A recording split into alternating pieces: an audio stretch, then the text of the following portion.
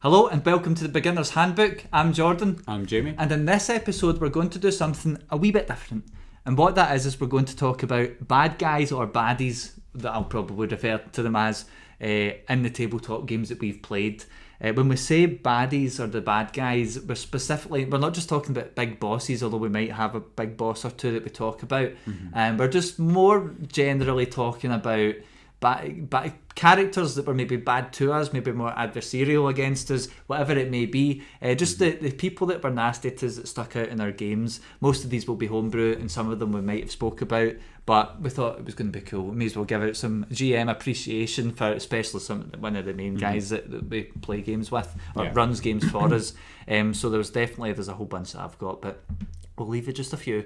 But aye, and again we'll be kind of avoiding things like the kind of generic sort of stuff from like a monster manual or that kind of thing. So anything that's too generic or something that you can pick up a book and steal it from, chances are we're not going to be talking about that as well.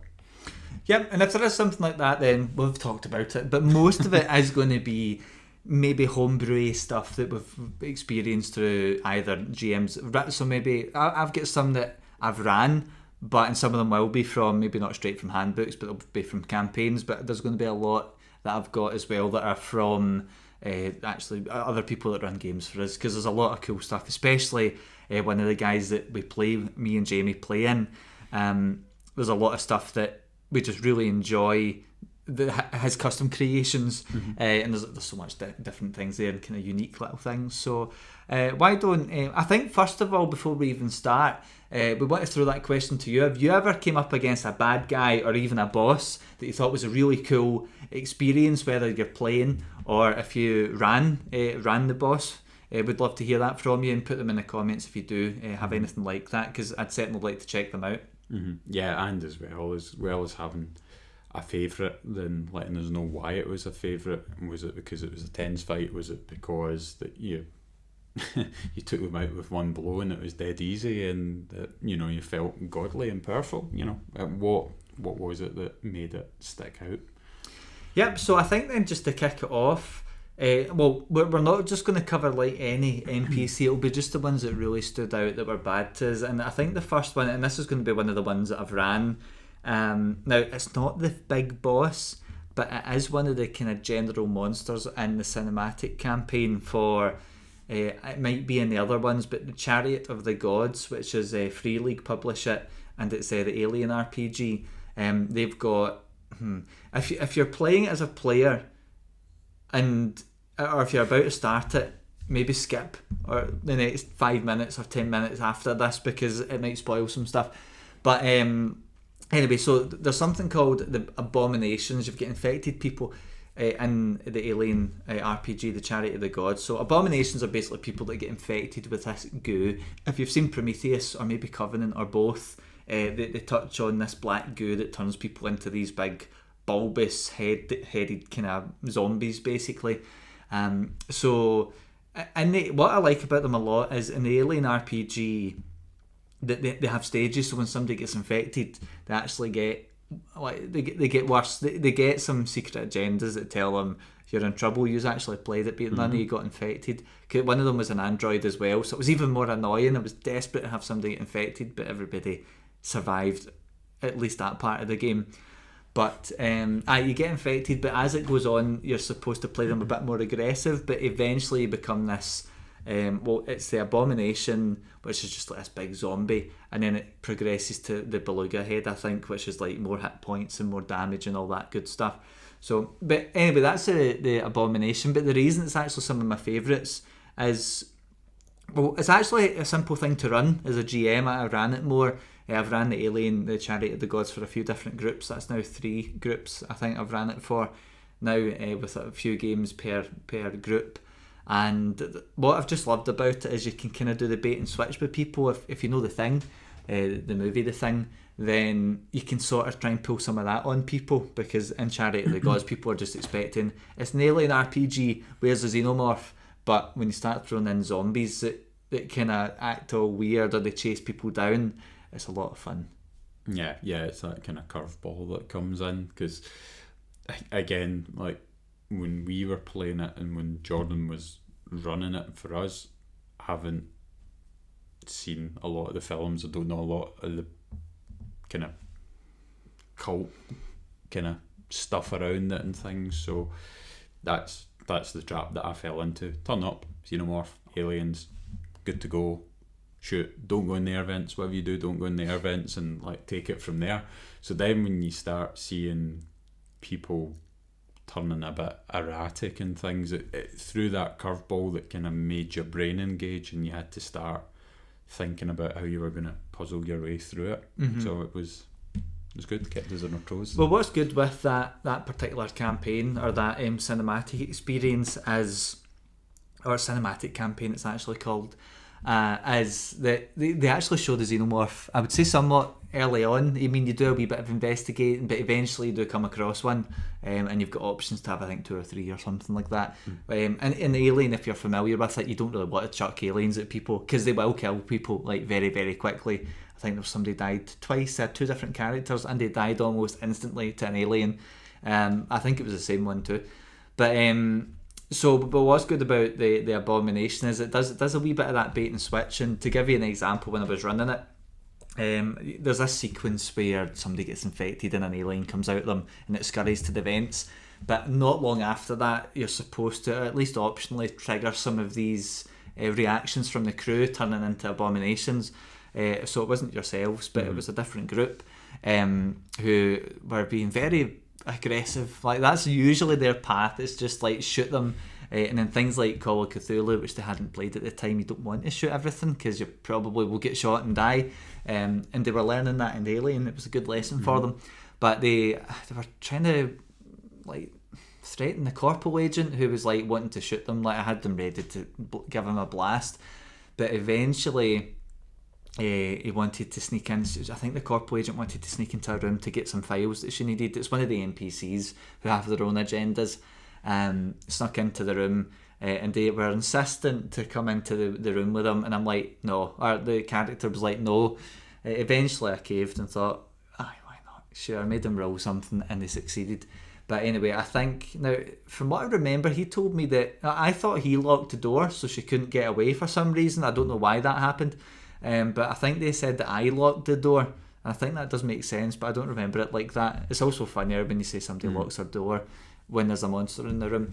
But anyway, this thing starts triggering, they start twitching, getting all weird and freaky, and they're just like, you want to wrap that, basically, you want to stop that. And then I think they tried to belt them, but the monster did turn round, and unfortunately, and I felt bad, but one of the things I like about, we'll come to that in a second, the thing turned round and it literally like head popped the guy, one shot him, and that was the end of his character. And everyone, the faces in that room were just like, what the hell is going on here, man? Because if this isn't even an alien and it can do this, it's really bad. So I think particularly what I do like about this is for the Abomination, but generally an Alien, as your monsters have a table you roll on. I suppose you can pick the most sensible one, but you roll on that table and that determines what the monsters do.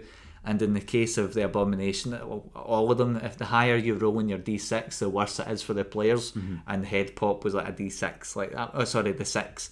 But what's great about that is people can say, but you just killed my guys, or no death saves. It's like, no, not an alien. But you can go, well, that's what the dice rolled. So you can look at it, but that's what it rolled, you know. So it kind of absolves you of your crimes of insta-killing people, which is quite good. But that's more a mechanical benefit, I think. But overall, I really enjoyed the Abomination. I've had a blast running them because you can totally, on a dime, just be switching it on people. And it offered a lot of flexibility in a game that's very kind of claustrophobic. Yeah. And you know, you don't know what crew members at least could switch at any time. I think, unless I ran it wrong, there was definitely people that were not infected, even though they had that serum. It depends how it works. I never took it. Yeah. Oh yeah, you didn't take it. But some of the actual crew members of the Kronos, had, but not everybody was infected. So it was a bit of a coin flip, and I'd done it before the game. So anyway, that was one of my favourite baddies that my players have came up against, because they were totally, especially coming from D&D, they felt invincible, and they're hit with these guys that are just tearing everybody apart. It was awesome fun.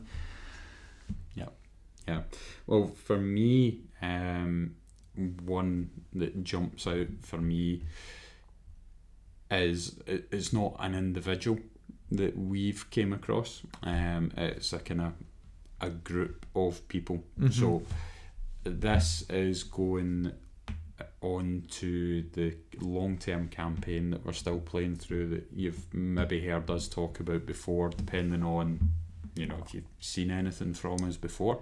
If you have, great. If not, then welcome. So this, you've maybe heard us refer to as the Dwarf campaign, when we've been talking to each other, or again, like our long-term campaign or whatever. So that's the one that we're talking about.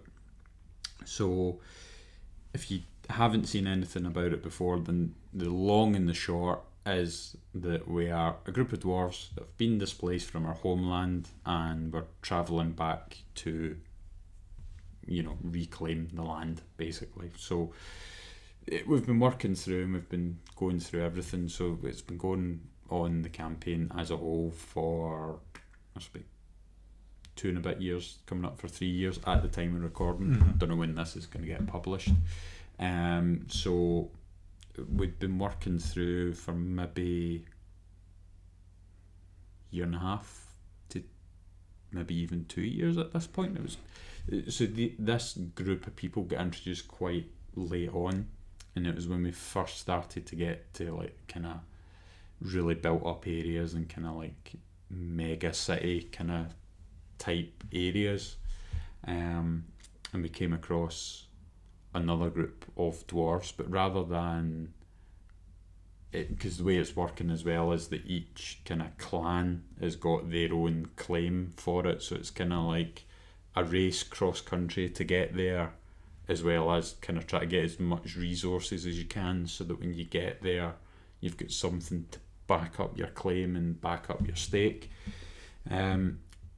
So we had the odd skirmish with a kind of different group of dwarves before, but when we came across this group, who are called the Iron Founders, when we came across them, they were the first kind of group that weren't outwardly kind of hostile to us. There wasn't a kind of overt rivalry. They were kind of more reserved and on the fence. But what had happened is our sort of core kind of group that makes the decisions for the travelling camp that's there, they were all out dealing with whatever other problem we'd ran into, probably of our own making, as usually happens. But then when we came back into the camp, we seen that there was this figure that was talking, and there was an audience around them, and from what we could tell, everybody in the crowd was quite captivated. It was somebody quite charismatic, and they were speaking and addressing the crowd. So as we come back, there's words backwards and forwards, and then he and the group of guys that he was there with then leave.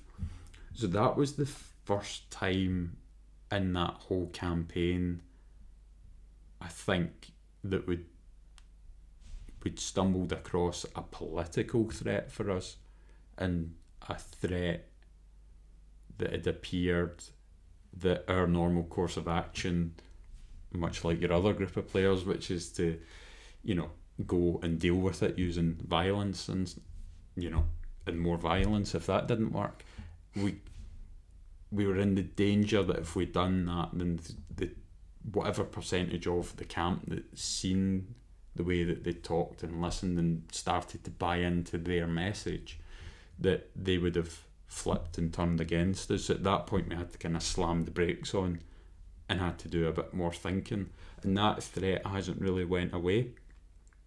It's kind of appeared here and appeared there, and we haven't really had any real cause yet to kind of overtly deal with it. We've had to use our thinking caps a bit more with them, so that's the kind of for me, the sort of main thing that's kind of stuck in my mind about that, the fact that we've had to kind of reassess and re-engage how we deal with it. Yeah, it was definitely the first time. I mean, the thing is, you hear this a lot in D&D where it's like murder hobos and that kind of phrase kicking about. But a lot of the time, when you look at some of the games, at least it might play in your own circles, a lot of the time there isn't a kind of, at least well developed, I think, because it's actually hard to do, but there's not a lot of well developed other options to deal with some of the problems you face, especially not in D&D, because really D&D's biggest mechanic is, as far as I can tell, combat, which I think it does. I prefer combat in other systems, but what it does good about combat is it offers kind of a bit of, enough crunch to make you feel like you've got all these different tools in your belt and stuff. So, but because that's the core thing, people are expecting to level up. The traditional way you level up in an RPG is beat a monster, get the XP. So I think that's partly ingrained. But this was the first time, because I think all the problems prior to these Iron Founders you're talking about, it was like werewolves, it was like werewolf dwarfs or something, then there was like some basilisk type thing at one. I think it was the very first thing. God, this is going back a long time. But it was literally, there was a whole bunch of stuff that was like you have to fight them. There was like the whole tower with like the Land of the Dead sequence and all that. Also came across an iron keg that stole one of the kids from the camp, which hasn't made my list because I thought that's kind of, you could just lift that from the monster manual. So although it was memorable because of everything else that happened, I cut it from the list. It's just because the list's a bit more unique, or at least special baddies. But you're right, so there was that. Pretty much everything was that, but like Jamie, you were saying, it's the first time it's like the thinking caps go on, and it's a shame because I don't see it a lot in D&D. There's GMs I've played with who say like, oh, there's all these other ways to do it, but really they always give you people that are super obtrusive, they're arrogant, they might be racist if you've got racism in your game. And they almost force you into needing to just fight. You get the players to the point where they just want to kill the baddie. What's the point of even trying to speak to them? Even in the more political components of the dwarf game, I've been saying like everybody's screwing us over. What is the point? Let's just kill them. And I mean, I'm strong enough just to kill them in 5 or 6 rounds, so there's no point in wasting our time. But that was the first time where the political component came in, and I'd still probably say it's one of the stronger ones, because there's a couple others I can think of, but and I mean the thing is as well, at that point was that they turned up and they were charismatic, and they weren't overtly evil though. Yeah, they were definitely a pain, they were definitely up to something, but it wasn't like again, we're the bad guys. But that's the thing, so I was kind of showing our bias at that point, the fact they went, oh, they're more popular than us, we must deal with them. That was kind of instantly the kind of path that at least I went down. I went charismatic, they've turned up, a lot of people seem to be engaging with this, so our position of power is now under threat and we must deal with this problem. That was instantly the way I went. But then when you kind of put the brakes on and things, you go, well, maybe because they're charismatic we might be able to use them in some way, and they hadn't done anything particularly, like you're saying, particularly evil, particularly threatening, whatever. But we kind of came in at the tail end of the tail end of the speech and things, and it was only after we'd done our digging about an investigation that it was pretty much a case of, why are you here with them? Come join us, we're much better. We've got tents that are twice as big, or whatever the sales pitch was. So you go, no, they'll try to take people from the camp, and yeah, this is a problem. Yeah, and from that there was also like smear campaigns going on about our camp and stuff. I just remembered that. So literally in the newspaper. Yeah, literally the full front page ad. Yeah, I know, maybe shouldn't. I won't go into some of the details. I don't know how kosher some of it was, but yeah, there was smear campaigns going on. But it's the first time in D&D, at least in more, I say recent memory, even though it was like 2.5 years ago. But it's really probably the best implementation, other than like maybe some superb like published campaigns and the homebrew campaigns I've played the D&D that I've been a player in. It's certainly one of the more sophisticated, it's definitely probably the best, at least representation of that I've seen, because you don't get it a lot. And I mean, there's people that will claim that their games are full of politics, but most of the time you look at the actual the roadblocks, and I find, at least with a lot of the people that I play with or I play their games, it's usually still like, okay, you're forced to do something, and you've either got to just say yes or you kill them and it solves the problem, you know. So, and I know probably that our GM will have more things like that coming up, and if it's not with these guys, it'll be with a different group. But do you know, that actually takes me on to someone else in the dwarf game, because I don't know if we've ever spoke about them, but I suppose you might get a stat block for this, but at least the game we played, it was definitely homebrew.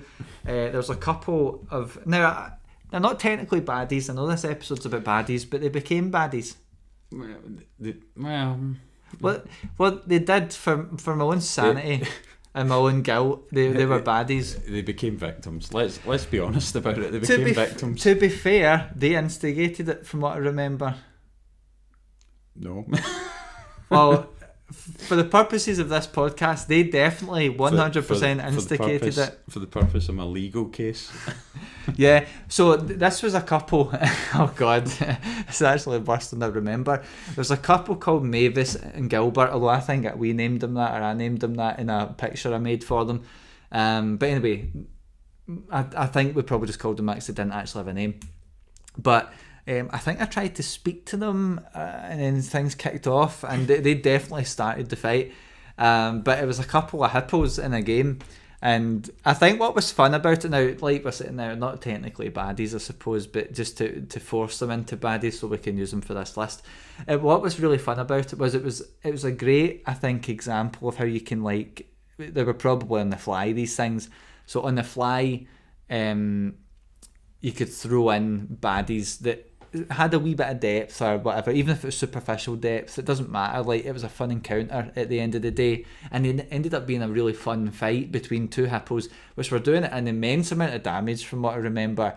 And for whatever reason, they had anti-magic capabilities that if you used a Vorpal blade, it would, weirdly, you could shoot them with magic arrows and it hurt, but when you used a magic weapon, it could rebound and kill you. I didn't quite work out that part, but they had all these little quirks and unique little things about them. And in the fight, it actually went from a whole, this is a stupid wee D&D situation, to, oh my God, we might lose our characters if we're not careful. But I think I ended up killing them all, because I wanted their pelt or something to make armour, anti-magic armour, which we've never done yet, so maybe we should actually prioritise that. Yeah. Because that would help. I can certainly use some stuff against that. Mm-hmm. But anyway, so it was a couple of hippos. I think we let their offspring go, but it was a wee family of hippos that were just random, and it was just a fun thing. Like, it was in that campaign, but definitely they made my list for favourite wee baddies, because sure, they weren't like some built up big boss. It's a great example of how winging it and just going with the flow and trying to make things enjoyable rather than trying to be super serious all the time with your games. It really pays off, because that still sticks out to me. And again, technically, most of what they were was lifted straight from Monster Manual, just hippo and taken over, but they had the tweaks on it, like the anti-magic stuff, and they got their personalities, and you know, everything kind of went from there. I strongly disagree with your version of events, but I'll just keep that to myself. And that character's dead though, so you have no in-game memory of it anyway. It's just me. That's true, but I've got it though. You're lying though. But yeah, I mean, that's it. I mean, I don't know what hippo stat blocks are like. I've never actually noticed. I mean, I've got monster manuals, I just don't tend to read them. I usually Google monsters that I want to use, and then I take that and then I adjust it. But they definitely don't have anti-magic field if they're in the whatever manual of the many monster manuals there are. Hippos? Yeah. No. They definitely don't have anti-magic. They live in Africa though. Yeah. Well, we're in fantasy, so it doesn't really matter. But it was good. It was a lot of fun. And do you know what? It makes you remember how scary hippos really are, because these things hit hard. I don't know what level we are, but they were hard. Oh, that's a good point. What were we at the time? Who knows? we're probably the five same or level for quite a while. So five or six. it was maybe. probably five. I think it was probably five. But yeah, they actually made my list, and I'm not even kidding. That was something that it's very, very much an in-person joke, but the takeaway from it is just like, you know, you can still have really memorable baddies that are just off the cuff, and they were a great example of it because they were fun, and I think particularly what the guy, our GM, had done to, you know, making it a wee family. I think they were pleading for their lives at one bit. I can't remember. It was really horrible, and I think at the end of it, I think I went like, are we like the bad guys? And I think my alignment changed. I think the GM was like, right, your alignment changes now. I was like, well, fair enough. Fair enough. Oh, do you know what it was? I think I was trying to talk to one of the offspring, and then that kicked it off because I think they thought I was going to kill it or something. I think that's what it was, because I failed some check. Anyway, it doesn't really matter the details, but I certainly drew the blade first. Yeah. No, I didn't for game legal reasons. Yeah, well, for alignment reasons, I didn't do such things. Yeah, but I know this is a really small part and doesn't make any difference to that whole situation, really. But one of my favourite things about that is because it was random and it wasn't prepared, and you know that the DM was having to think on his feet and work his way through it. And the reason that I know confidently that's the case is because when we decided that we wanted to talk to them, and it wasn't like there's a couple of hippos over there, and you know the path goes this way. The fact we went, wait, hippos, and we so focused in on that. I was obsessed with hippos though. For some, I'm a Durigar in that game, and I think that was the only other purple skin thing we'd ever seen. Yeah. So I was like honed in. I can't remember why I was so like desperate to talk to them. Well, at that time you had a minus what to your intelligence? 3. Yeah. So it was 5, I think. Anyway. So at that point, there wasn't any hippo tokens, and we were using polar bear tokens because apparently that was the closest thing we could find. Yeah.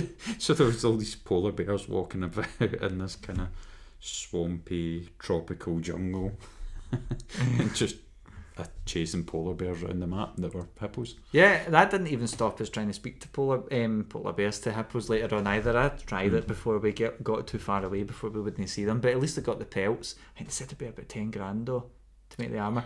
It doesn't really matter, that's all game. We can talk about that later because we should definitely make the armour.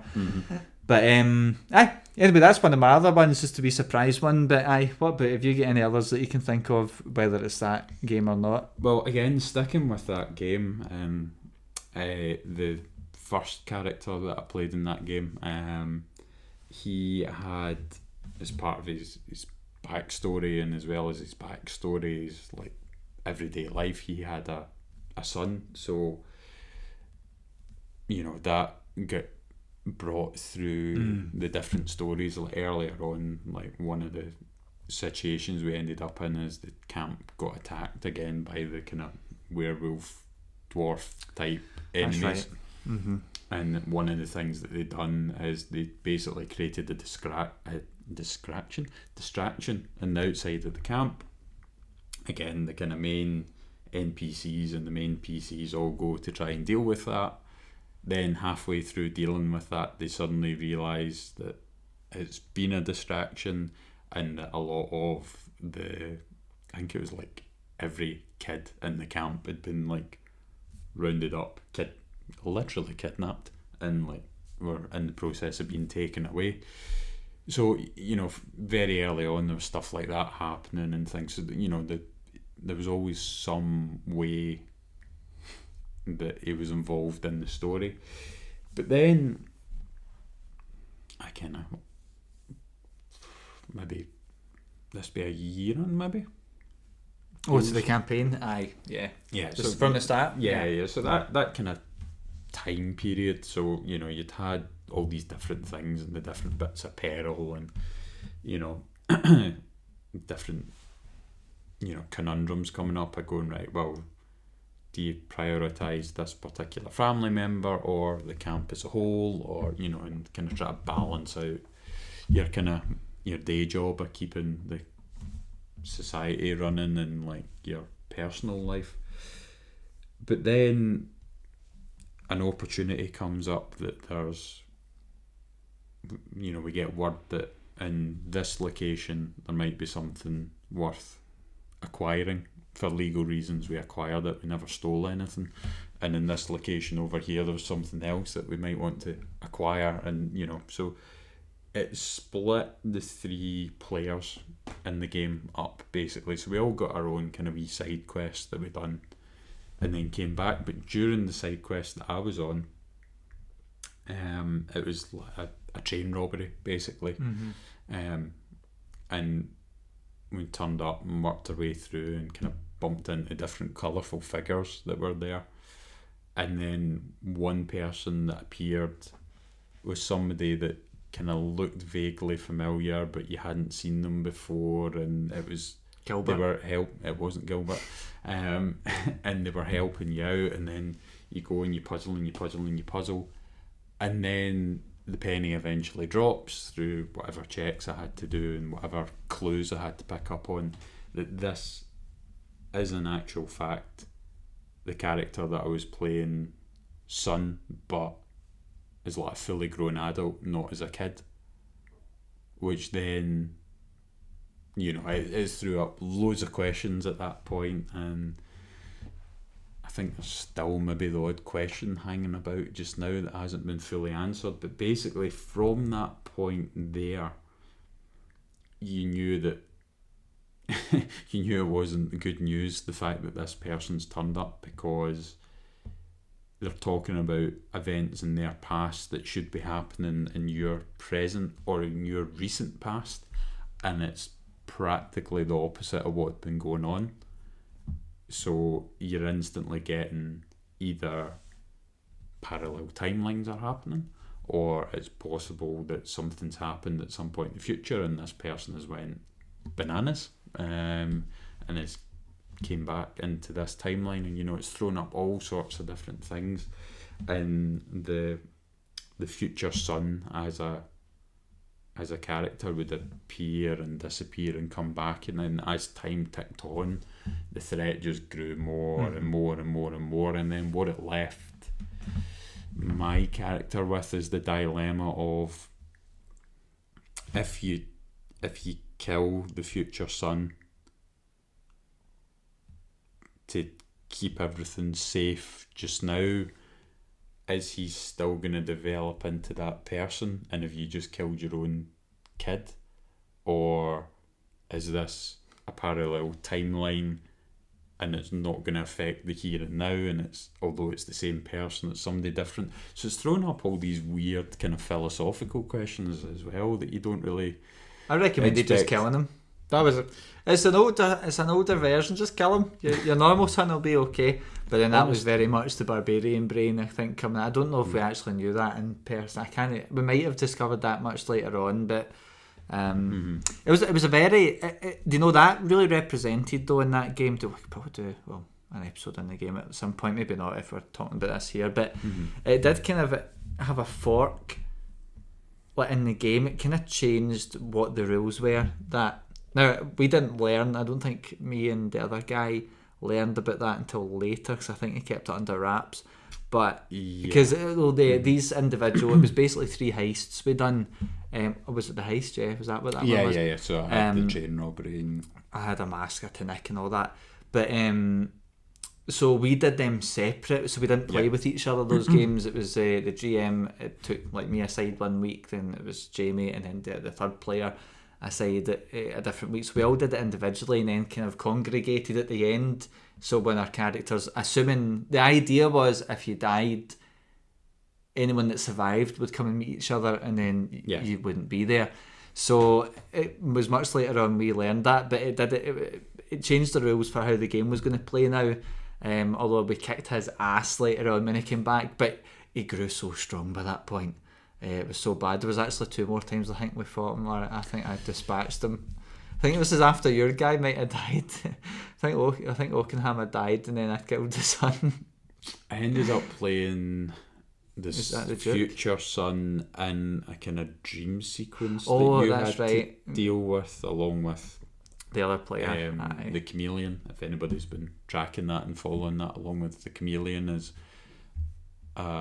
a kind of ghost version of one of his previous characters and things. So yeah, so it kind of kept recurring here and there, and because it, like for me, because it tied into different things that I'd came up with, but had taken that kind of start point and ran, the DM had taken that and then ran with it and developed it made it interesting, because you were kind of rediscovering like bits of your own idea, and you're seeing how it changed slightly and how it could go in a different direction. So it's one of the reasons for me as well why it was a kind of a memorable enemy and a kind of a favourite. Yeah, and it's an enemy that it's not just like the threat. So we talked about political threat there. There's maybe there's an element of that with this guy, but not as far as we can tell. No, but it was definitely a threat, especially because he did psychic damage, which is the only bit of damage that actually gets through my damage resistance. Well, the thing about that is a threat, or the kind of feel of the threat is it was a threat of the unknown. Because you were placed in the position that you go, like I was saying earlier on, you don't know if it's the same person further down this current timeline, you don't know if it's a different timeline, you know, so your brain's kind of working to try and figure out what box to put them in. But the other thing that was happening was that because it's someone from the future, but it's someone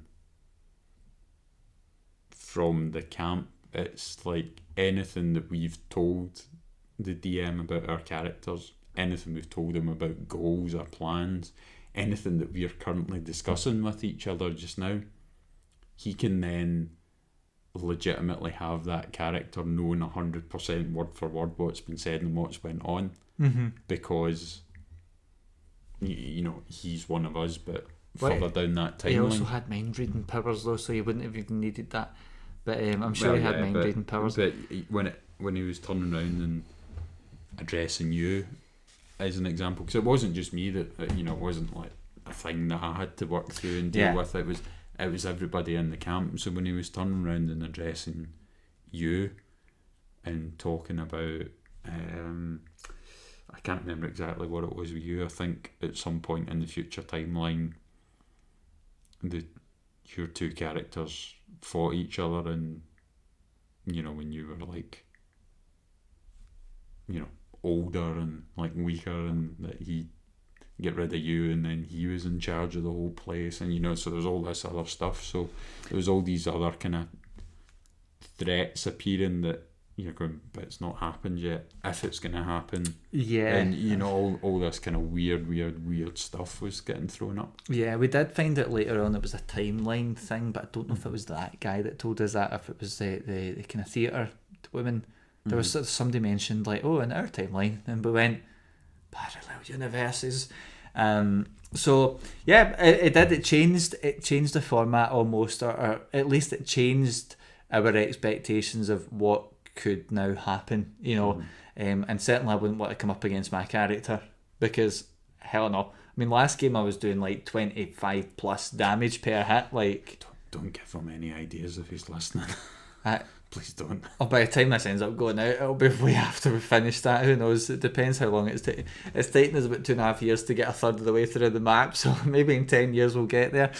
But yeah, no, I think that was a great one from that game, because that's one that I just, a lot of the time, and part of it's maybe D&D fatigue, just because I do so much of it, but like combat to me is not that exciting. So when you do get combat with people that, because we did have combat with him, you know, that's unique, that's great. But when there's all this other stuff, like, because that potentially, that one character completely changed what could be coming up. You know, now whether or not the GM had that in his mind at the time, probably did. But I mean, if you had a character that was that much of a change the game type game, if I was running it and I'd wind that, it would give me your thoughts for the game, something like that. So it was really, really cool. Yeah, certainly it's a it's a really good baddie in it. But so I think then I'm going to move away from that game a wee bit, just because we've spoke about it for a wee bit now. There's one I was going to say, but it's from a published campaign, but I'll come to that last, because I'm still running it, and God, it's going to be so good to finish that game. Not because I want it done, but because it's been so good. I've played it for over a year now. But one of the ones then, so this is for people, if you know, you know, it's a Warhammer thing. So here we go. But Warhammer 40k Wrath and Glory, it's Cubicle 7 that published that. I've been doing quite a few games. Jamie and I and some of the others had played that already, but I've ran a few games of that, maybe about 5 or 6 of them now. And one of the games was a very off the cuff thing. I'd seen something to do with Nurgle, and I thought, for those who don't know, Nurgle is this like god of like disease and pestilence. But I'm sure the Warhammer 40k guys will correct me or shoot me with the bolters if I've got any of it wrong. But I wanted this whole fat, gross, leaking, disease-ridden monstrosity. All the manky stuff that I love. Like if it's Cthulhu, I want gooey, slimy monsters, and that Nurgle's a great representation of that in Warhammer. So, but one of the things I loved, I remember the old Space Marines game, and my brother's a big fan of that. And there's all these like English Yorkshire accent dwarfs saying "Get the Space Marines" and all that stuff. So, but I wanted to actually play them in the game, so I actually had them come in. The reason they're actually one of my favourite baddies, now I'm trying to use different systems, well, somewhat, but I mean, they're not big bosses, and if I'd done more Warhammer, I might have a different pick. But for me, the funniest baddies that I've ran in Warhammer so far was the orcs, for sure. And for those who know, the orcs are like big, dumb, kind of, well, are they dumb? I don't actually know lore-wise, but they're supposed to be big, dumb, brutish, and somewhat psychic, just to do with their sheer force of will or something. But the orcs are basically, think of them like meat grinders. They just beat things to a pulp. It's like broken English they speak, or their spelling's always wrong, I've noticed. So they were a lot of fun when I ran them for my players, because I queued it up to be some nurgly thing. I gave them the hint and it sent them going spinning, like conspiracy theories. Oh my god, it's a chaos power or whatever it is. And I had them sneaking about, and one of the players in particular is, like, really knows Warhammer, but I managed to get him off the scent of it being someone, like being orcs. I think they said orcs, but I had them being sneaky. But you've got orc commandos who are like stealthy, and they'll just jump out and start beating the crap out of you. So they were a lot of fun, and particularly the reason why they were so fun is, one, they're actually super funny to play. They're dead fun, they're dead slapstick, at least the way I played them. But it gave players what they want in a game like that. They want to meat grind. Wrath and Glory's got great combat rules, half of which I do not know how to do properly, as you probably realise. Well, yeah. To be honest, I did most of them right, but Jamie kept throwing blast rules at me, and I had no idea how to do them. So I was just like, just roll that and do it. But the orc guys were great fun, because it allowed for like physical threat, and the whole thing about them I only discovered when I ran it. I think I only threw about 3 of them at my players, and they went, if there's 3 there's going to be more. And I went, oh crap, maybe I've underestimated or overestimated these guys. So I threw another 6 or something at them just out of the blue, but it was a total riot. They were in their elements, screaming at orcs and trying to kill them, and I was shouting as the orcs to them. It's just great fun. I mean, really, it's doing the whole hack and slash thing, but to a degree where you can actually get through combat in one night. It was so much fun. I mean, that's more a Wrath and Glory thing, but with D&D, one of these big sequences could have taken a couple hours. I think within 3 hours we had 3 major fights in that game, and it was all orcs and smashing and grabbing, a bit of Nurgle and a bit of magic. It was a lot of fun. So definitely, if you've got Warhammer 40k, Wrath and Glory, and you've done like the Graveyard Shift, which was the stuff that you played, one of the free scenarios, definitely check out some of the orc expansions they've got, because one of the campaigns you get to play as the orcs, which I think would be so much fun. But definitely the stat blocks for the orcs and having them as enemies for your players will be a lot of fun, because they're just funny. Like they're one of my favourite ones, like actual factions, because they're just so funny to me. But that's why they definitely make my list of my favourite baddies so far, at least. Maybe when I do more Wrath and Glory, because I've got a whole bunch of that material now, that'll change. But for now, they're still that was like my favourite game of Wrath and Glory so far out of the 7 or 8 I've done. Yeah, it's just thinking back to the curveballs that you were throwing that night with the blast stuff. Aye, but that game, my dad came in at the end and scared the crap out of everyone. But he'd said, like, John, I have no idea because it was like the big final fight, and he's like, I don't know how you're doing all this, because there was a lot of players, there was a lot going on. There was now a baddie who came in who was actually a player, a surprise guest player, and the fact that most of it was pretty basic, but there was other stuff I'm like, yeah, just do it. It's like, who cares? We're just trying it out. It's different if maybe we wanted to do something serious with it or more longer term. But I knew it was going to be a few nights worth. Yeah, so and I like, mean ultimately as well that there was 3-4 people that hadn't played it before. Is that right? Well, pretty much everyone hadn't played it except for Dad. Aye. So I've obviously played. Well, I've never actually played it yet. I've only ever run it. I ran it, yeah. Aye, but I threw in some Space Marines and all that I get to play myself. Aye, but aye, so they're definitely one of my favourites. Have you got any? What have you got? What's one of your favourites? So I know you've talked about a couple in the Dwarf. You had, and I don't want to spoil because I think I know some of them. You go. Yeah, well, one of the ones that sticks out from a different campaign setting and things, and I don't know if we are going to revisit this campaign or not. I'm not actually sure.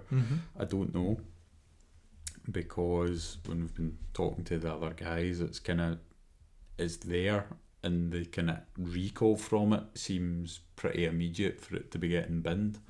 But it was a Stars Without Number game that we were playing, and the kind of backdrop to this was big wars going on. We were part of a military unit that was kind of up to shady stuff that's maybe not quite up to the sort of standard, shall we say. And then the kind of balance in the war tips. The kind of conflict is in the process of finishing off, and then we are kind of no longer needed. So conveniently, all this stuff starts to get held against us, and then we end up kind of fleeing to anywhere we can to escape. And then our characters manage to get back in touch with each other, and we're kind of slowly starting to kind of get ourselves kind of back on our feet. So we're essentially kind of nomadic, opportunistic criminals, and that's where the game sort of starts from. Sounds like the Dwarves. At least we're seen as nomadic, opportunistic criminals, at least after that's weird campaign.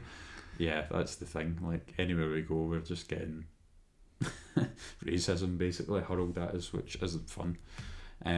So with this game, by the point that this happened, I think we were kind of a good chunk through, so we kind of played this for a bit as a sort of break from the Dwarf campaign, just for something a bit different, and then back into this, and then a break, and then back into this. And it was as much as well so that our DM for the Dwarf campaign could play as a character for a bit, and then go back to DMing and things. So, so that's what we were kind of using this for primarily at the time. So we'd done that for a good bit, and then we ended up on a planet, and I can't remember exactly how we got on, if the ship ran into trouble and we ended up stuck and having to find a way out, or if we went down, everything was okay, but then when we landed, then everything just died, and it was like an EMP, or I think that's maybe what it was. Was this the snow place? Yeah. Right, I was getting mixed up with the other Stars Without Numbers we done. Yeah, that's right. I think we were just trying to get away, and there was a signal there. That's what it was. There was a signal there, so we go down to investigate, land in the landing pad, and everything dies because the landing pad was rigged. So as soon as the ship touched it, just shorted everything out. So it was goosed, I think is the technical term. You're a techie guy, is that the technical term when your circuits get fried? It's goosed. I use a different word, but I don't know if we can say it. Beginning with F, and so land, everything's gone, and then because of the weather outside and because everything in the ship has stopped, it's then a case of panic. What do we do? So we then get into like vac suits and things, so that we go because we're going to need to get out and try to repair the ship or we're going to need to go out and rummage about the place and look for stuff to repair the ship. And so the long and the short, we can't avoid not going out the ship, but you're looking outside and it's like a total blizzard and just white everywhere. So we go out, we see that there's a big building in the distance, so we all start trekking towards it, and nothing scary's happened yet. And then we go out, and then we go into the building, and we see that the building's still got a bit of power. Managed to get into that, and when we're trying to get in, there's a kind of an acronym on it, which is Sunny. And then we get in, and then we start talking to the computer system that's there, and that's the name of the AI that's keeping the facility going. But there's absolutely nobody there at all. And then we start trying to get parts together, and we ask the computer, and it tells us, and it directs us to different places, and it's it's been dead helpful. It's telling us where everything is, and we're working through, and that's all fine. But then as it's helping us, it then starts to ask us questions, and then after it starts asking us questions, it then asks us if we can take it with us when we leave, because it's been there for however many hundreds of thousands of years, and it's alone basically, and so you kind of start feeling sorry for it, and then that goes on for another bit. But then after it asking to be taken with us, it then starts to demand a thing here and there, and rather than ask, kind of directly say, and then eventually this snowballs and snowballs and snowballs to the point that it becomes a real and immediate threat, and it ended up taking out one of the NPCs that we had, who unfortunately was the ship's pilot, and none of us picked pilot as a skill, so that was sketchy. I actually don't remember a lot of this. I think I'm getting mixed up, because there was also a really great AI Sith thing. That was the very first Stars with it. That was like the beginning of that kind of mini series we'd done. But so that's what I thought you were maybe going to talk about. But I'm vaguely remember. But I can't believe how much of this I forgot though, because it wasn't even that long ago. Like it was within the last year, 6 months maybe. No, was it longer than that? Oh my god. Well, never mind then. That's why I don't remember. Yeah, it was a good while ago. It would be at least a year now. Is this one with the Jedi and all that? No. Oh, right, okay. Well, I'm completely mixed up then. Right, never mind then. So. This is what do you call it? Deluge and that. Yeah, I actually don't remember that at all. Well, that was a long time ago, because I thought we did a Star Wars themed. Yeah, it was Star Wars themed Stars Without Numbers game, because I thought you were talking about the Sith AI thing.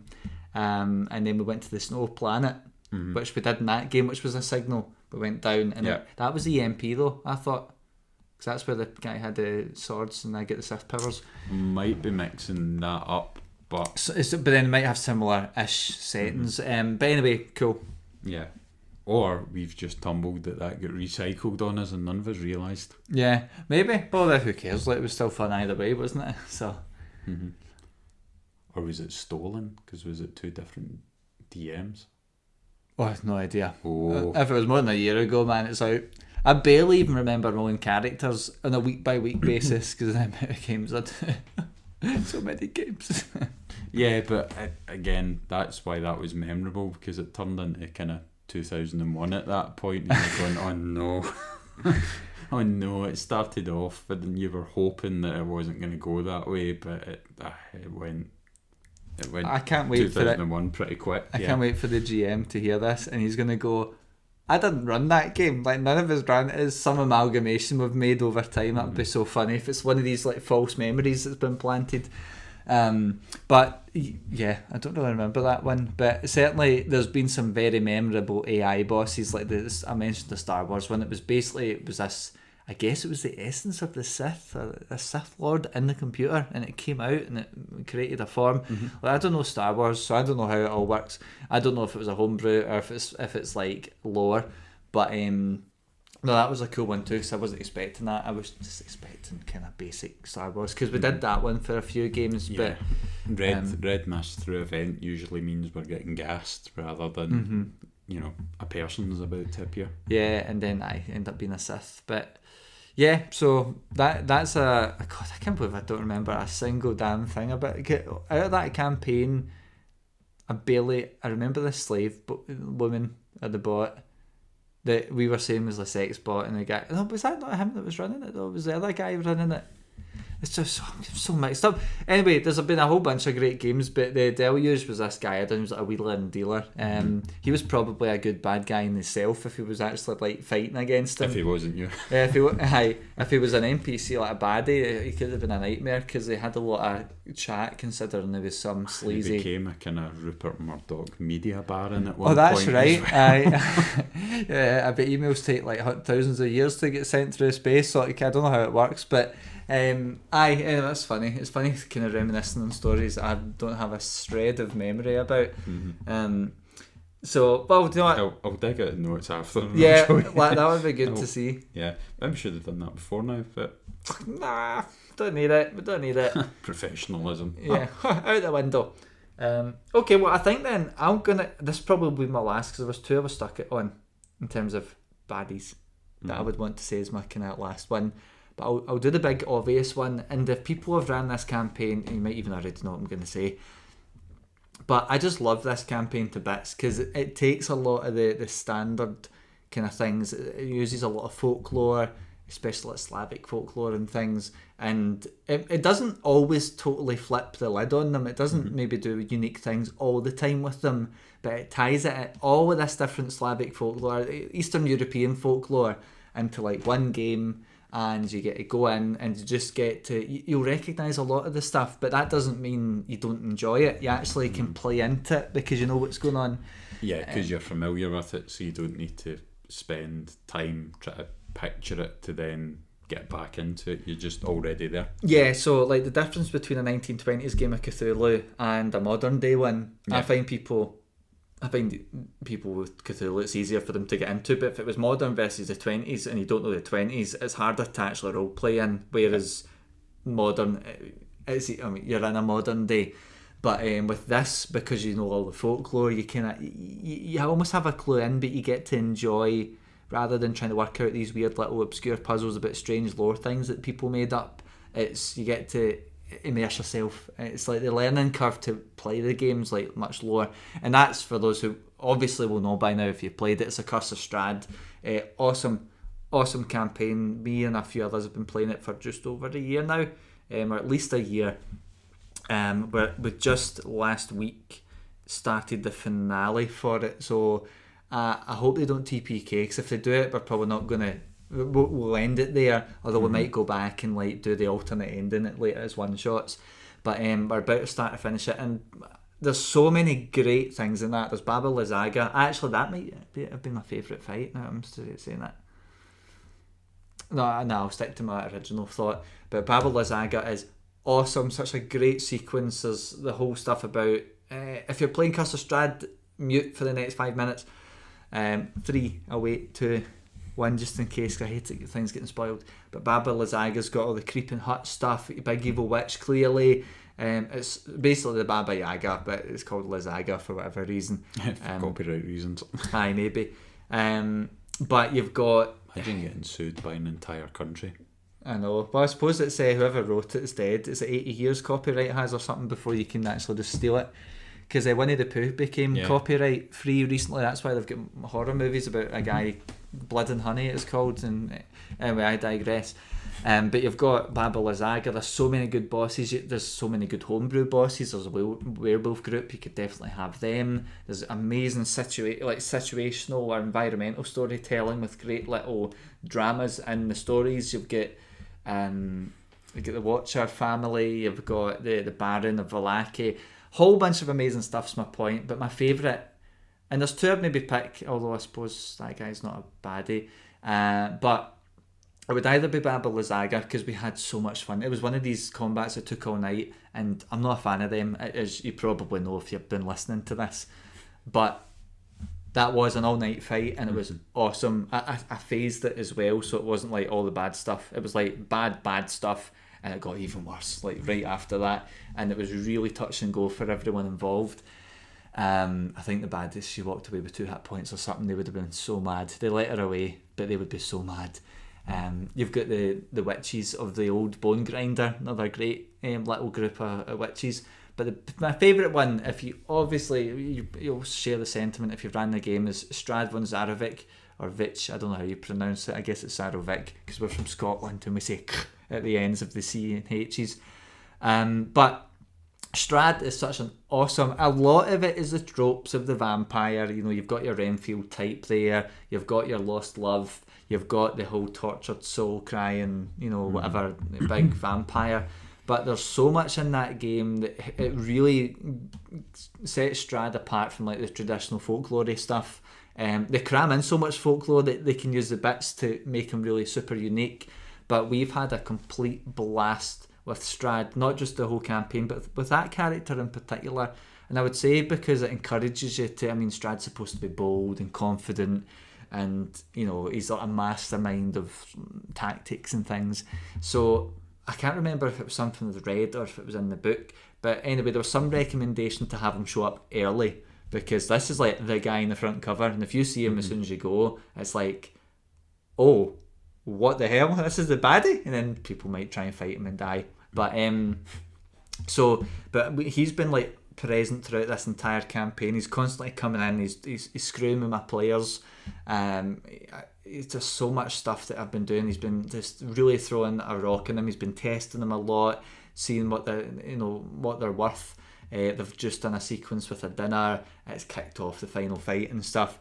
But everybody has had a blast with him, especially because he's been able to appeal to certain characters in the game in ways that maybe appeals to their selfish side. Maybe they want to help him out to some degree before they try and backstab him. But there's so much good stuff about it. And for me, the best thing about Strad, other than the standard folklore stuff that you know about vampires and all the usual stuff, which it does play to, and it does matter in these games, like being invited in. That's like definitely a rule for the vampires, and at least Curse of Strahd. Don't know about general D&D, but definitely in that game. Mm-hmm. But yeah, we've had such a blast with it, and the thing that's made it such a blast is it feels like an omnipresent presence, I suppose. Every single thing my players have done, they've went, oh, Strahd probably knows this, and he doesn't know everything, but it's just so much fun. It toys with the players' minds a bit more, similar to the Iron Founders to some degree. There's not a political threat from Strahd, but he toys. He's like a cat and mouse type thing. At least that's how I've done it. I'm sure that's how they suggest it anyway. But we've had so much fun, and that's like, even if we didn't have all the other really cool stuff in that campaign, even just that one guy was so cool to have. But I think we're all going to be slightly gutted when we finish it, because it's definitely got maybe a few games at most. But it's one of the only long form campaigns, including my own, which I'd rather take a break than run it immediately after doing it. But it's the only campaign that I'm going to approach the end, and I'd be happy starting it the next day with another group. It's so much fun. I just love how the book's presented. Yeah. But anyway, that's my final baddie, and the reason for him being like favourite is he's got the standard stereotypes. There's all the folklore tie-ins. It's an amazing story and setting for him. But it's the way that you can play him. He's so versatile as a GM if you're running him, to just go in, really screw with players and really change the game up for them. And if you're fighting them, I think a lot of the time you feel like you're on the back foot. At least that's how I feel like my players have felt, which is the whole point. So it's been so much fun, and it's been the biggest cat and mouse game I've ever played in my life so far. So a year and a bit of cat and mouse. It's been awesome. Unfortunately, you probably will never get to play it unless we do one shots, but I don't imagine we'll kick off that campaign. At the very least, anytime soon. Well, I've got so many games. Unless we start cycling, like I've been saying, the campaigns, that would be nice. Not for me to run big campaigns, but just because it even helps for this. You know, we get to talk about all these different things, and I mean, I've been quite fortunate to do loads of other games, so I have a lot of these opportunities. But I know it's certainly our group, it tends to be the same sort of games we play. Although we've done quite a few recently, including Warhammer and Daylane. But anyway, Strahd, my big one.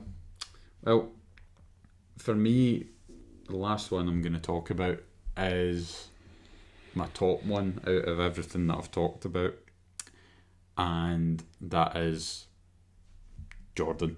He is the ultimate enemy that any of us have ever faced, in my opinion. Is this in the game or? No, just in general. Yeah, that makes sense. I've heard that from others, believe it or not. So what happened, and this again goes back to the dwarf campaign, and again I've mentioned it quite a lot so far in a lot of the memorable stuff that we've done, and that is because rather than it being a one shot that has to kind of really go out of its way to grab you, because it's the campaign that we keep going back to, and because it's developing and going along, there's just so much content's been covered in it, and 99.9% of things in that campaign have been things that have been created. Don't get me wrong, they might be based on other things and there might be tweaks here and there, like hippos, they weren't invented, but all the extra stuff bolted on was. So I think that's why I kind of keep sort of popping back to it, that there's a lot there rather than some of our other one-shots and other bits and pieces. But what had happened, if you haven't seen previous episodes where I've whinged about what happened, is that Jordan couldn't make it for whatever reason one week. So myself and the Chameleon, we both done a sort of side quest, one shot kind of thing. And then, as it turned out, we never got through everything. So because of that, then the next time that we were there, Jordan was able to make it, but we were still in the middle of doing this. So as far as we were aware as players, Jordan was just there and he was just going to hang out, and then that was it. We were going to quickly tidy up, finish off that game, and then off we go. But then, dun, epic reveal, Jordan's the big main boss man that we have to fight.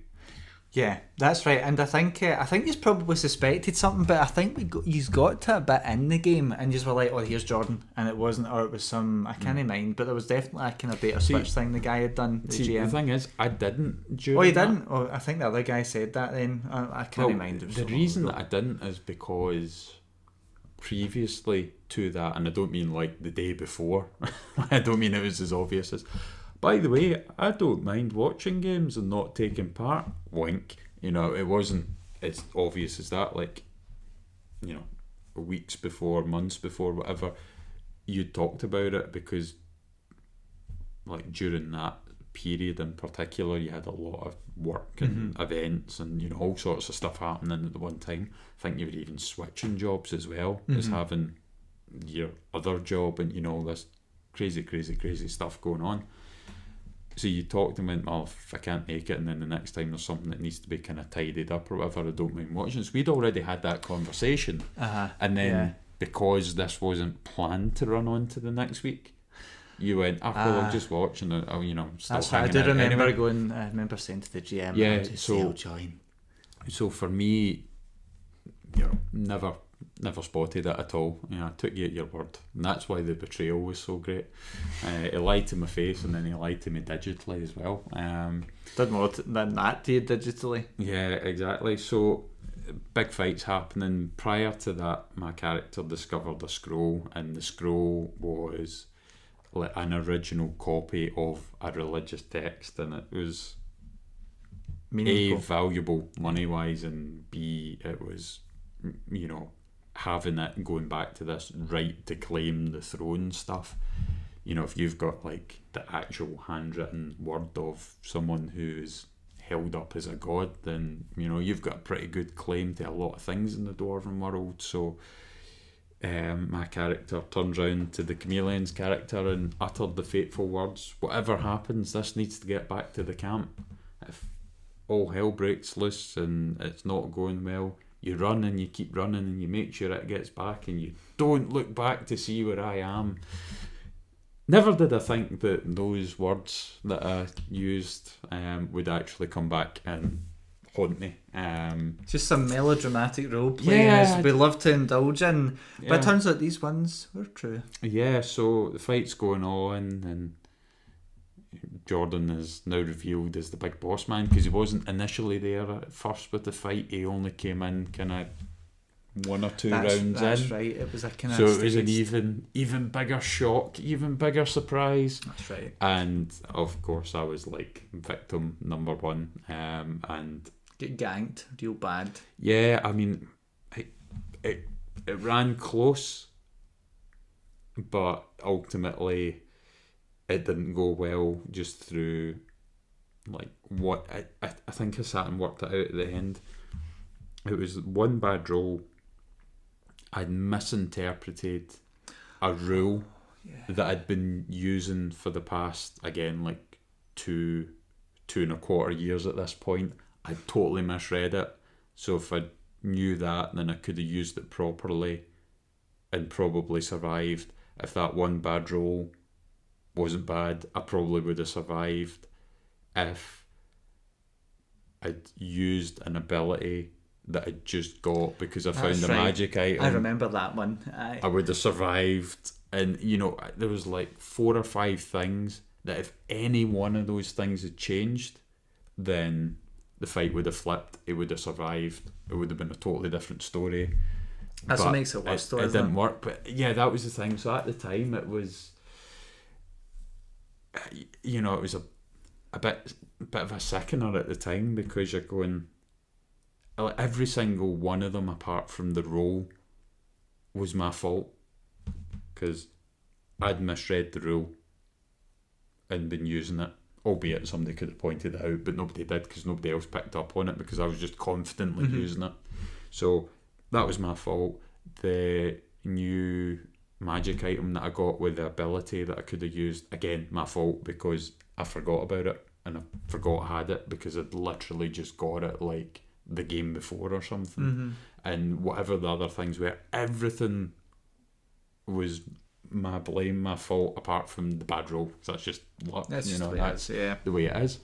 And then so it was a kind of strange mix at the time. Now looking back on it, it's funny, right? And it's it's a laugh, but at the time it was really really it was really strange, because it was kind of, it was interesting because you weren't expecting it, and because it's player versus player, and that's where we talk about it in more details. If you want to go back and check out that episode, nice wee plug there. A total accident. Professional podcast. So because it was player versus player, it made combat interesting, and it also kind of added an element, a kind of competitiveness to it as well, and different other things. So that was good, but at the same point you're going, you killed me. It wasn't my fault. It wasn't the fact that I forgot this and I forgot that and the roll was bad. It's your fault. Yeah. So it had this kind of weird kind of balance behind it. But now, more times past, it is just funny and kind of something to kind of shrug your shoulders at. Whereas at the time, it was gutting the way it worked out. Yeah, I think especially because it was so like painful. It wasn't even like a quick. I mean, even that last round, it was literally one more round I would have went down. If you didn't go down, even forgetting the mistakes, if you stayed up one more round and hit me, there was a very good chance. I mean, I could have still survived another round, but I think your kind of average damage that game was probably enough to have done it, because it was very, very, very low. Yeah. So yeah, it was basically a toss of a coin practically at that point, and it just so happened that you hit me and I missed you, or whatever it was, and then I think did I not start with crits as well? So I rolled like crap like every game during that point as well. I was getting like totally surrounded. Yeah, you were flanked, because I'd flanked you invisible, which is how and I think I got the advantage. And then I got the crit. Plus in my there was first like attack 2 other groups of people there as well. Yeah. So it was pretty so brutal. at the start as well, I was going, right, if I leave, then it's like 3 or 4 opportunity attacks I'm taking, and I seen the amount of damage you were pulling, and I was like, don't know if I can risk all of that at the one time. To then move, to then have you all catch up with me anyway, because I don't have great movement. So I just need to kind of stand there and sort of take it, and combat went on from there. But the epic reveal was the kind of the thing with it, and the fact that I lost a character in the fight as well kind of burns that quite heavily into the hard drive. Yeah, I think as well, and it's hard to describe that to people when we've played these guys for so long. I'm kind of more resigned that if my guy now dies, I'm kind of like, whatever. I think because we've got that, just a certain way the games have been run. See, that's the weird thing about it though, because again, we're going off topic here, but you're the only person who hasn't died yet. Yeah, but then maybe it'll be different when I do die. And you're kind of meh about it, whereas like game one, I was not quite shrugged my shoulders at it, but you know, if something happened in game one versus game, like whatever, then I'd be less upset at game one than I was when he went. So the fact that you're kind of doing the opposite, you seem to be kind of going down the way and sort of de-escalating. Yeah, I wouldn't have cared early on, probably about midway to three quarters to the point where I would have cared, and then like the last maybe few months of playing, I've just been like, whatever. I just because there's certain things that we've spoke about it before, and I think even in the podcast about how the game is actually set up and things. It's just kind of like. But I've also, I suppose the difference as well is I do so many other games. It's kind of like whatever, So, but I just know I've got borrowed time, I guess. But yeah. Anyway, I think that's our kind of baddies, because that's a big one, and it's hard to describe that if you've played somebody for so long if they just get thingied. I think probably a big turning point was when you switched and played my guy, and I thought, oh, I don't have any agency over him anymore. So it's like if he dies, and I'll be like, okay, it's just the way the cookie crumbles. So I'm resigned to the fact my rolls are ass, like all the time. They're total rubbish. Even when I run games, I can never kill anyone. It's a pain in the ass, which is why I love Cthulhu, Alien, and all these other games. But anyway, I think that covers pretty much all of our favourite baddies so far, because who knows, we might, and even in 2 months' time, we might have a whole different list.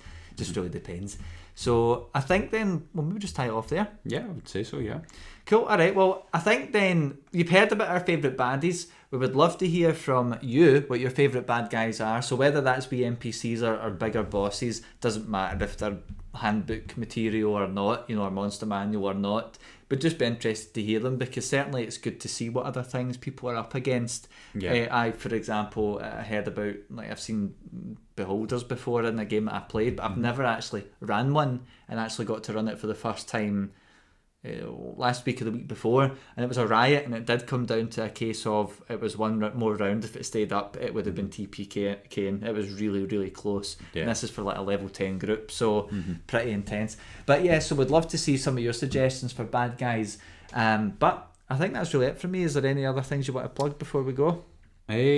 Socials. Yeah, just that basically. So if you've enjoyed what we've said, if you haven't and you want to write a big list of things that we should be doing different, then you can do that. If you're watching or listening on YouTube, there's comments underneath. There's also a Facebook page that's there, there's Twitter, there's Instagram, there's Discord as well, and there'll be a link somewhere that you can click on and follow that through. Cool. Well, anyway, that's it from us. Thanks for listening and or watching, and it's bye from me. And bye from me as well.